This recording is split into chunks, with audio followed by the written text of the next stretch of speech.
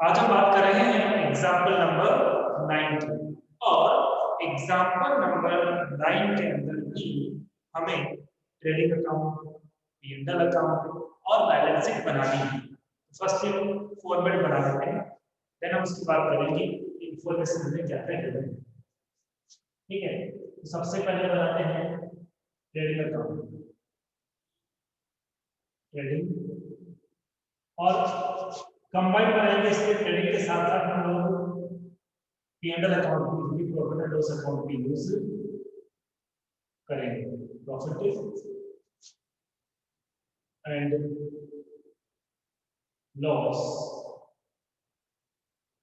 Account as usual नीचे भी हम यूज करेंगे फॉर द ईयर एंडिंग। जो भी अपना ईयर है उसकी एंडिंग डेट हम मेंशन करेंगे। एग्जांपल 9, 8 तो कल हमने कर लिया था। एग्जांपल 8 कल हमने डिस्कस कर लिया था, हमारा कंप्लीट हो गया था कल। आज एग्जांपल 9 के रिगार्डिंग हम स्टडी कर रहे हैं, 9 की बात कर रहे हैं। ठीक है, अब फॉर्मेट ड्रॉ करते हैं।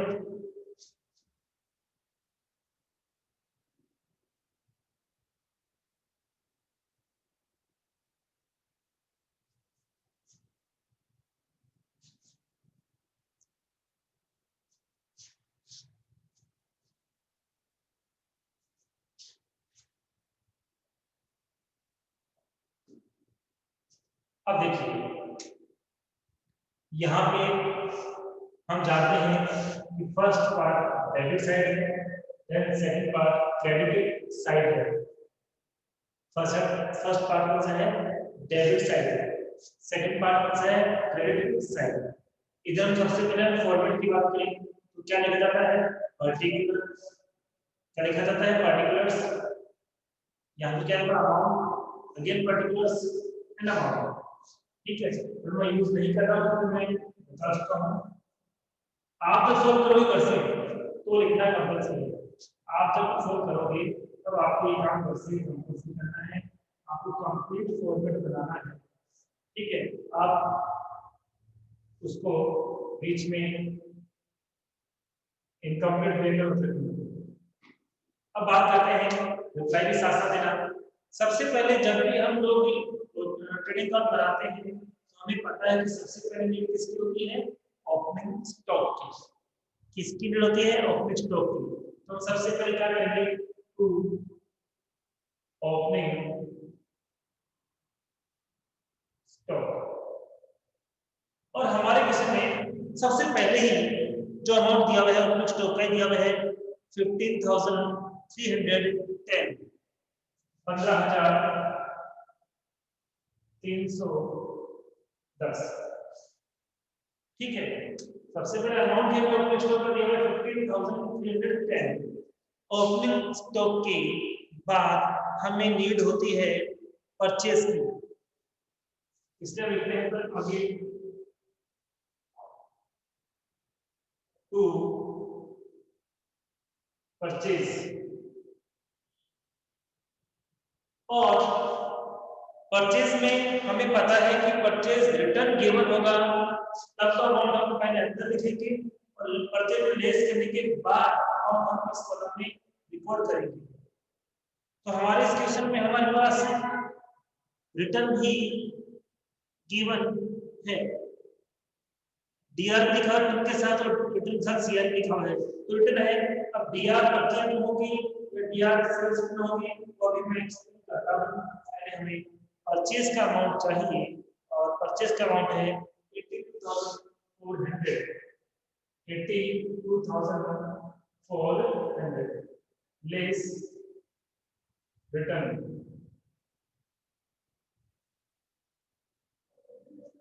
Less return. ठीक है, तो बताइए परचेज रिटर्न दो बार रिटर्न लिखा हुआ है, एक रिटर्न डीआर लिखा हुआ है और एक सीआर लिखा हुआ है। तो कौन सा परचेज रिटर्न का अमाउंट होगा? डीआर वाला होगा या सीआर वाला होगा? हाँ, क्योंकि परचेज तो डेबिट होता है क्योंकि परचेज तो डेबिट होता है, लेकिन परचेज रिटर्न डेबिट नहीं होता, परचेज रिटर्न सीआर होता है। परचेज डेबिट होता है तो परचेज रिटर्न क्या होता है, सीआर होता है। इसका मतलब क्या है कि सीआर में जो है वो परचेज रिटर्न है और डीआर वाला होगा सेल्स रिटर्न, क्योंकि सेल्स सीआर होता है उसका रिटर्न रिवर्स होगा एंड डीआर होगा। यहाँ पे अमाउंट कितना यूज करेंगे हम लोग 2400 रुपीज, तो आपका अमाउंट आ गया 80,000 रुपीज। बात समझ में आ गया तक? रिटर्न के साथ सीआर, देखिए परचेज हमेशा डीआर होता है, सब लोग जानते हैं, खर्चा डीआर होता है, तो परचेज रिटर्न डीआर नहीं सीआर होगा, रिटर्न मतलब रिवर्स वापस आ गया। फिर चलो सेल्स है तो हम सेल्स भी लिख लेते हैं, बाय सेल्स।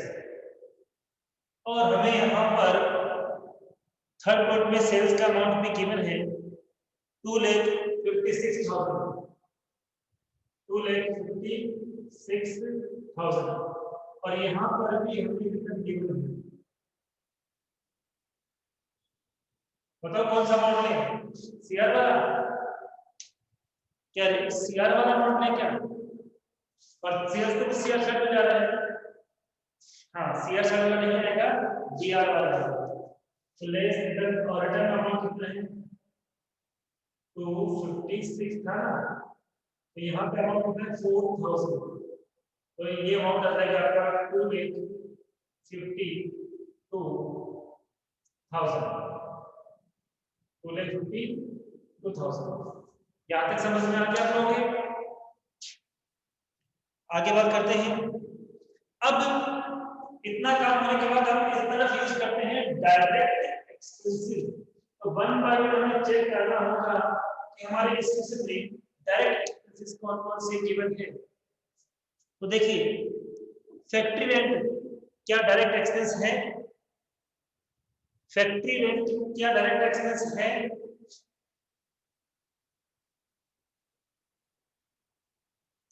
फैक्ट्री रेंट क्या डायरेक्ट एक्सपेंस है? हाँ है। फैक्ट्री से रिलेटेड ऑल एक्सपेंसेस डायरेक्ट ही होते हैं, इसलिए यहाँ पर फैक्ट्री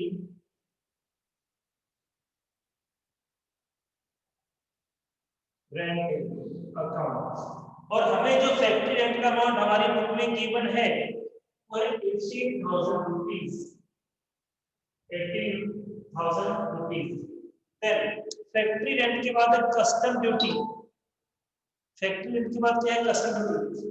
क्या आप जानते हो कस्टम ड्यूटी क्या होती है? क्या आप जानते हो? Do you know about custom duty?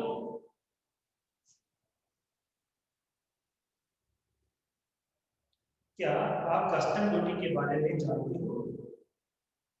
देखिए क्या होता है, सपोज आपका जो गुड्स है बाई एयर आ रहा है, ठीक है, बाई एयर फ्लाइट से आ रहा है, तो वो गुड्स डायरेक्टली एयरपोर्ट पे, एयरपोर्ट में जब गुड्स आएगा तो सीधा आपको नहीं मिलेगा, आपको पहले वहां पे कस्टम ड्यूटी पे करनी पड़ेगी, एक अमाउंट पे करना पड़ेगा, तभी उस गुड्स को आप वहां से क्लियर करके अपने गोदाम में आप शॉप में ला सकते हो। तो लाने के लिए तो हुआ, ठीक है। और यदि मान लो आपका गुड्स है वो बाई एयर नहीं आता, बाई वाटर आता, तो उसको बोलते हैं डॉक चार्जेस या डॉक ड्यूटी। क्या बोलते हैं? डॉक ड्यूटी, डीओसी के, डॉग नहीं है डॉक, डीओसी के। क्या आप बात समझ में आ गई आपकी कस्टम ड्यूटी क्या होती है? क्या अब आपके पास समझ में आ गई कस्टम ड्यूटी क्या होती है? यस। तो बताओ डायरेक्ट होगा या इनडायरेक्ट होगा? डायरेक्ट होगा या इनडायरेक्ट होगा? गुड्स को लाने के लिए, तो लाने के लिए कोई भी एक्सपेंस होगा वो ऑलवेज डायरेक्ट ही होगा, तो यहाँ कस्टम ड्यूटी लिखेंगे। तो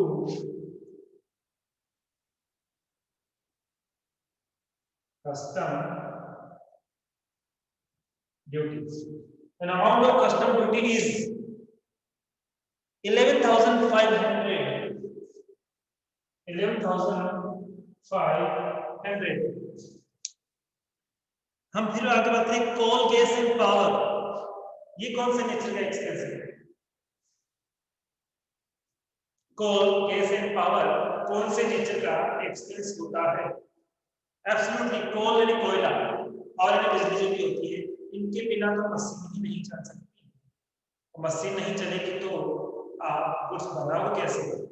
हम जानते हैं गुड्स को बनाने से रिलेटेड जितने भी एक्सपेंस होते हैं वो डायरेक्ट नेचर के होते हैं। इसको भी यहाँ लिखेंगे कोल, गैस, वाटर। अमाउंट जो गिवन है कोल गैस वाटर का वो यहां पर है, वाटर नहीं है, पावर है।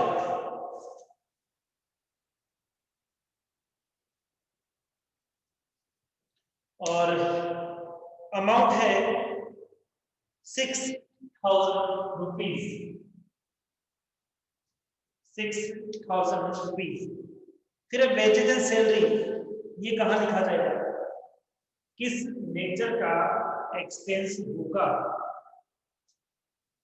वेजेस एंड सैलरी किस नेचर का एक्सपेंस होगा? डायरेक्ट होगा, ठीक है। पर मैं क्योंकि यहाँ पे लिखा हुआ है, हाँ मैं वही बता रहा हूँ, यहाँ पे सैलरी भी साथ में, ध्यान देना, मैं कुछ बताने जा रहा हूँ। कई बार तो लिखा जाता है वेजेस एंड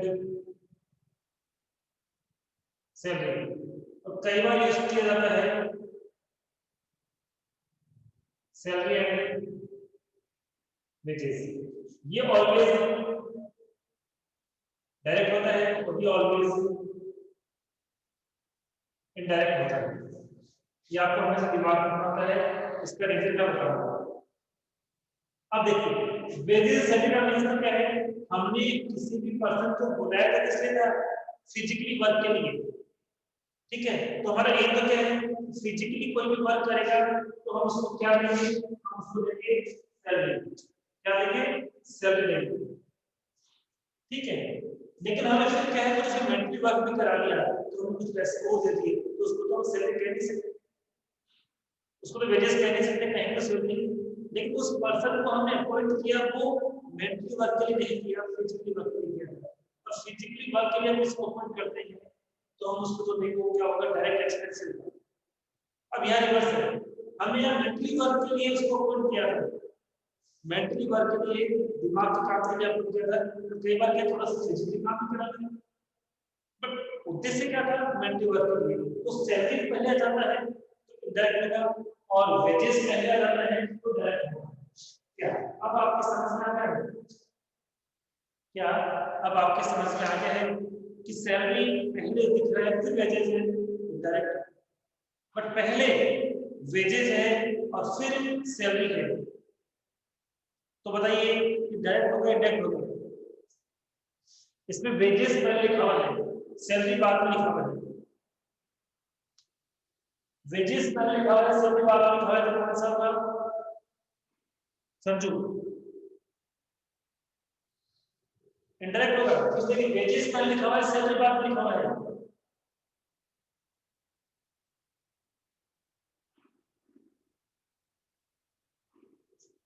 मेरे पास एक्चुअली इंग्लिश मीडियम की बुक है, आप उसको करेक्ट कर लीजिए, करेक्ट कर लो हिंदी में।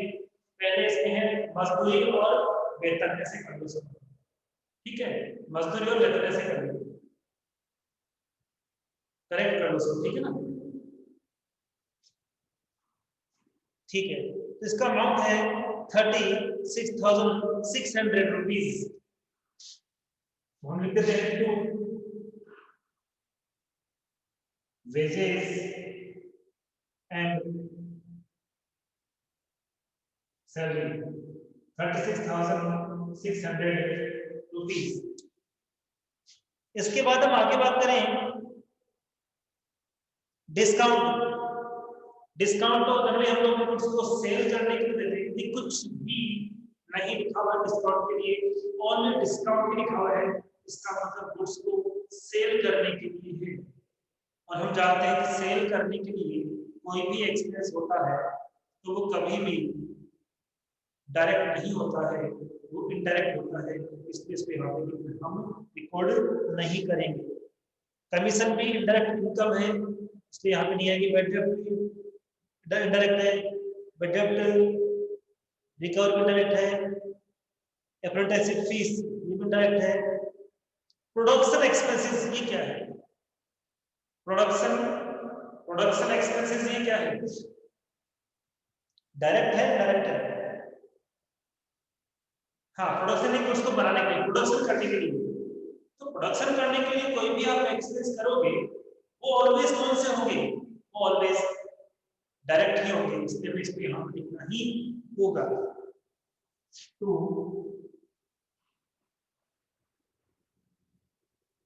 प्रोडक्शन एक्सपेंसेस का जो अमाउंट हमें इस क्वेश्चन में गिवन है वो है 2600। और आगे चलते हैं। एडमिनिस्ट्रेशन एक्सपेंसेस मतलब ऑफिस से रिलेटेड एक्सपेंसेस। ऑफिस का हमारे गुड्स को बनाने से लाने से कोई मतलब नहीं होता। ऑफिस को कुछ सेल करने की प्लानिंग करता है, सर कंपनी से होता है। इसलिए ऑफिस के एक्सपेंसेस ऑलवेज इनडायरेक्ट माने जाते हैं। आई एम रिपीटिंग, ऑफिस के एक्सपेंसेस ऑलवेज इनडायरेक्ट माने जाते हैं, इसको हम यहाँ पे नहीं लिखेंगे। कैरीज यानी भाड़ा, ये कौन से नेचर का एक्सपेंस होगा? कैरीज डायरेक्ट होगा, इसलिए इसको हम यहीं पे लिखेंगे। To carries. An amount of carries is 8,700. Carries के बाद इस पेज पे देखते हैं, इस वाले में कैपिटल लायबिलिटीज है, इसलिए बैलेंस शीट में आएंगे। ड्राइंग भी इसमें जाएगी। डेटर्स एसेट्स है और एसेट्स लायबिलिटीज तो हम जानते हैं कि बैलेंस शीट में ही आता है। डेटर्स में दिएगा, डेटर में डेप्रिसिएशन इनडायरेक्ट एक्सपेंस है। किसी एसेट्स को जब हम लोग चलाते हैं, यूज करते हैं, तो उसके ऊपर जो डेप्रिसिएशन लगता है वो इनडायरेक्ट होता है। चैरिटी यानी दान होता है, दान भी इसका पार्ट नहीं है। कैश अब इसके अंदर कोई भी डायरेक्ट एक्सपेंस नहीं है। तो क्या अब कोई भी डायरेक्ट एक्सपेंस नहीं है तो क्या ट्रेडिंग अकाउंट कंप्लीट हो गया है या अभी भी कुछ बाकी है? जितने भी डायरेक्ट एक्सपेंस थे हमने सर्च करके लिख दिए, ठीक है? तो क्या ट्रेडिंग अकाउंट कंप्लीट हो गया है या अभी कुछ पेंडिंग है, कुछ बाकी है? नहीं, ध्यान से सोच ध्यान से, कुछ अभी मिसिंग है, उसके बिना तो हम ग्रॉस प्रॉफिट नहीं निकाल सकते। देखिए इधर क्या क्या आता है बताइए। इधर क्या क्या आता है? सेल्स के बाद ट्रेडिंग अकाउंट में हम लोग क्या रिपोर्ट करते थे? एब्सोल्युटली तो लिखा ही नहीं। उसको लिखने से पहले हम लोग क्लोजिंग स्टॉक कैलकुलेट के पहले हम लोग ट्रेडिंग अकाउंट कंप्लीट नहीं कर सकते हैं, ग्रॉस प्रॉफिट कैलकुलेट नहीं कर सकते। और क्लोजिंग स्टॉक को हम इसमें कब लिखेंगे? जब वो सीट के नीचे लिखा हुआ है, अंदर लिखा हुआ है तो यहाँ नहीं लिखा, तो इसमें भी नीचे लिखा हुआ है। सबसे नीचे जहां पे टेबल वो है कंप्लीट हो जाती है, वहां पर 25,400 रुपए 25,400 बाय क्लोजिंग स्टॉक 25,400। अब इसका डिफरेंस कैलकुलेट करके ग्रॉस प्रॉफिट कैलकुलेट करते हैं।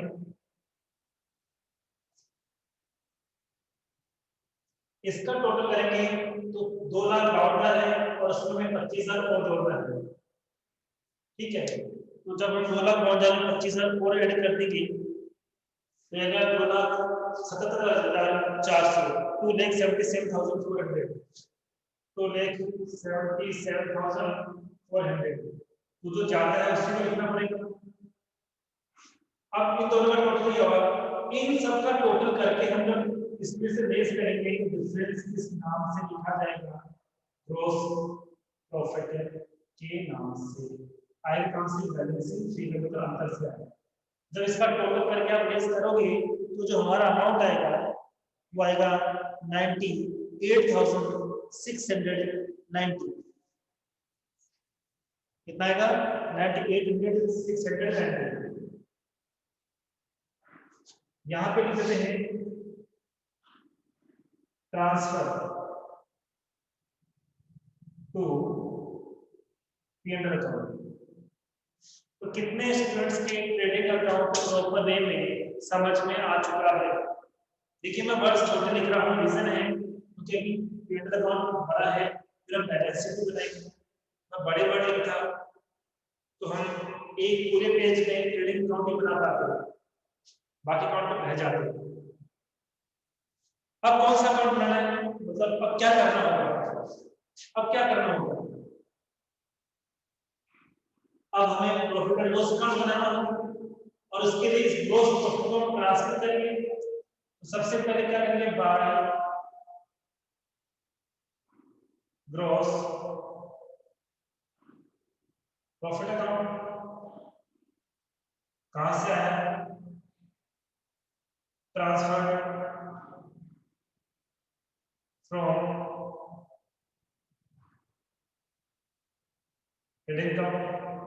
अमाउंट आएगा 98,690 98,690।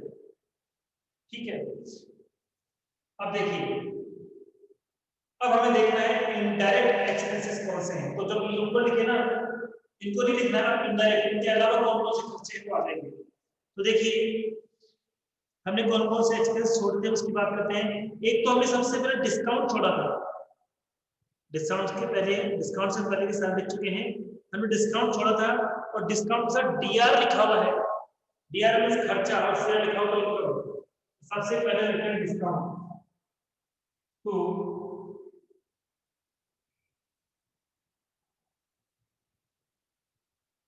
डिस्काउंट, और डिस्काउंट का जो अमाउंट हमें दिया हुआ है वो है 7,500, 7,500। फिर कमीशन, क्या कमीशन को भी डीआर में लिखना है क्या? क्या कमीशन को भी डीआर साइड में ही लिखना है क्या? नहीं। क्यों? रीजन क्या है? रीजन क्या है? पहली बात तो उसके साथ सीआर लिखा हुआ है, पहली बात तो सीआर लिखा हुआ है और सीआर मतलब इनकम, इनकम हमेशा कहाँ आती है? सीआर साइड में आती है। तो बाय कमीशन, और जो कमीशन का अमाउंट हमें दिया हुआ है वो है 1,200, 1,200। फिर अब बैड डेट, ये क्या है, किधर आएगा? बैड डेट क्या है और ये किधर आएगा बताइए?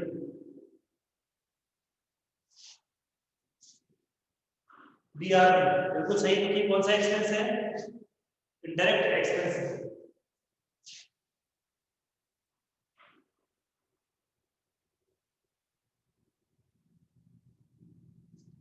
बैड डेट का जो अमाउंट हमें दिया हुआ है 5,850, 5,850। क्या बैड डेट का मीनिंग पता है? I told you already. क्या बैड डेट का आपको पता है? वो do you mean by bad debt? बिल्कुल सही, जो पैसा डूब जाता है, जो मिलेगा नहीं, तो हो गया नुकसान।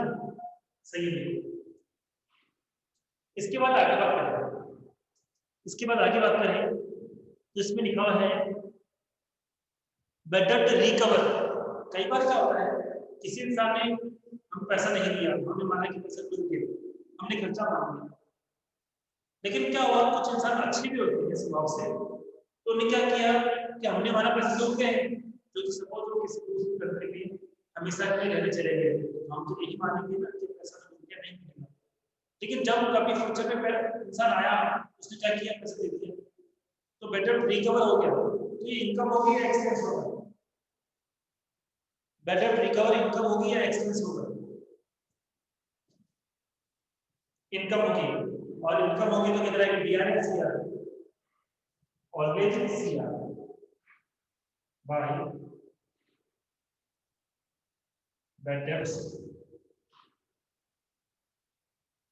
रिकवर। और बेटर रिकवर का जो अमाउंट है वो है 2000 रुपए डूबे हुए हमें वसूल हो गए, हमने रिसीव कर दी।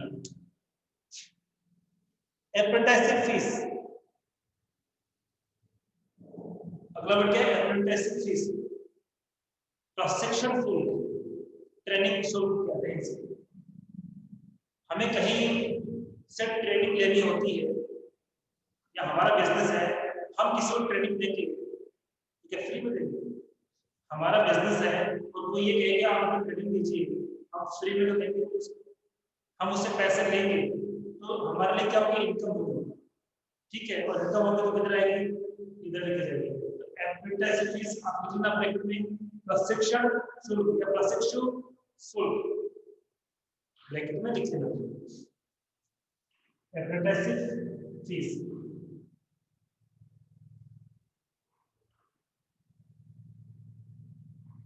और एप्रेंटिसशिप फीस का जो अमाउंट गिवन है हमें 4800, 4800 रुपए का है। इसके बाद बात करें, हमने कार्टेज लिख दिया था,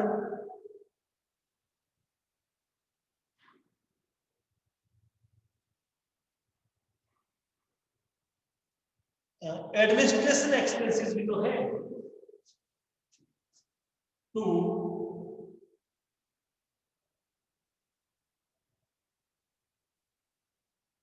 एडमिनिस्ट्रेशन एक्सपेंसेस, ऑफिस से रिलेटेड सारे खर्चे डायरेक्टली होंगे।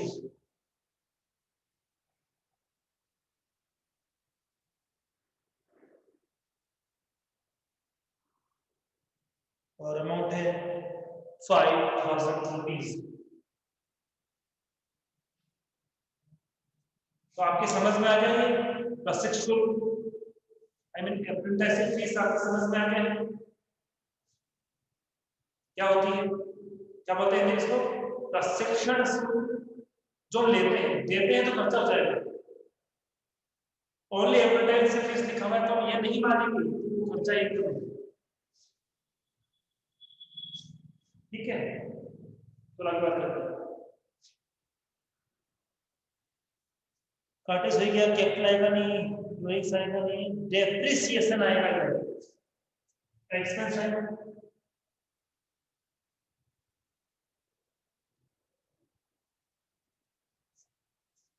तो डेप्रिसिएशन के लिए जो एक्सपेंस है वो है 4200। कितना है? 4200। फिर इसमें चैरिटी मतलब दान, ये भी हमारे खर्चा है। टू चैरिटी, और चैरिटी का जो अमाउंट गिवन है हमारे क्वेश्चन के अंदर वो है 500 रुपए। 500 रुपए का हमें दान दे दिया। आगे बात करते हैं, कैश एसेट्स होती है, बैंक बैंक चार्जेस एक्सपेंसेस है। तो to bank charges, bank charges जो है वो है 180 के, 180 रुपए के बैंक चार्जेस। इसके बाद हम आगे बात करें तो अगला है खर्चा हमारा स्टेब्लिशमेंट एक्सपेंसेस यानी स्थापना व्यय। स्टेब्लिशमेंट एक्सपेंसेस मतलब स्थापना व्यय, ये भी एक्सपेंस है। ई साइलेंट इसके अंदर, इसमें याद रखना ई क्या है? ई साइलेंट है, एस्टेब्लिशमेंट नहीं बोलेंगे, ई साइलेंट एस्टेब्लिशमेंट बोलेंगे। अब यहाँ पर एस्टेब्लिशमेंट एक्सपेंसेस 3600, ये है क्या? वैसे मैं बता रहा हूँ, जैसे कोई मशीन है हमें आपने लगानी है, जैसे हम यहाँ पर टाटा स्काई या कुछ भी लगाते हैं, हम एसी लगाते हैं, हमें लगाना थोड़ा आता है, हम तो परचेज कर लेते हैं। तो उसको स्टेबल करके जाएगा, वो फ्री में तो करके जाएगा लेकिन पैसे लेके जाएगा, तो हमें बस देने भी पड़ेंगे, तो वो है।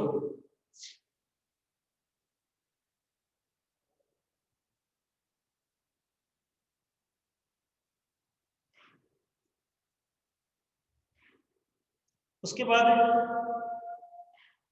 इसमें कौन सा बच्चा है, लास्ट में लिखा हुआ है इंटरेस्ट ऑन लोन, बाकी तो सब एसेट्स है, सेल टैक्स कलेक्टेड लायबिलिटीज है, तो इंटरेस्ट ऑन लोन लिखना है। हम बैंक से लोन लेते हैं तो इंटरेस्ट देना पड़ता है, इंटरेस्ट ऑन लोन। और इंटरेस्ट ऑन लोन का जो अमाउंट है वो 3000 रुपये।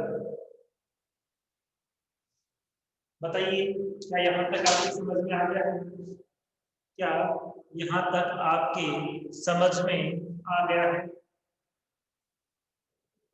आज का यूज वापस पढ़ना, समझना, फिर से करना इसको, ठीक है। और आप तो बैलेंस शीट भी बनाओगे, कोई कंप्लीट हो गया बैलेंस शीट नहीं हो पाएगी।